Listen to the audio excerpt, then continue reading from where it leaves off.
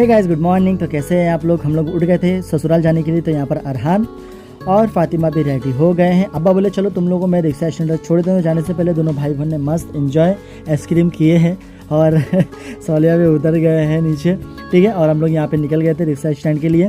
अब्बा हम लोग को बिठा के चले गए घर पे। मैंने अब्बा को अल्लाह हाफिज़ भी बोल दिया। फिर वहाँ से हम लोग निकले गोरेगांव के लिए।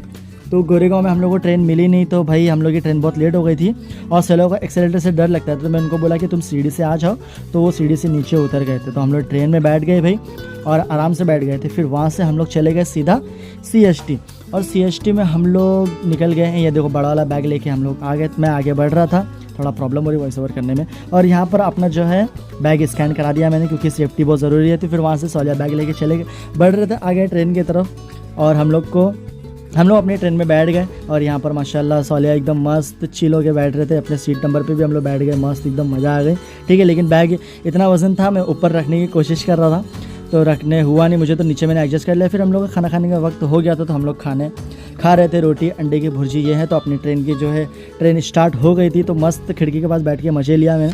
फिर फाइनल हम लोग पहुँच गए थे मनमाड़। यहाँ पर खाला और अम्मी आ गए थे लेने के लिए, फातिमा की खाला, ठीक है। और मेरी सासू माँ आ गए थे हम लोग को लेने के लिए। वहाँ से तो सलाम दुआ हुई और उसके बाद में फाइनली हम लोग पहुंच गए हैं घर पे। बाय, हम लोग की ट्रेन जर्नी बहुत खतरनाक थी। अगर आप लोगों को फुल व्लॉग देखना है तो लिंक पे क्लिक करो जो रिलेटेड में है। तब तक के लिए बाय बाय, टेक केयर।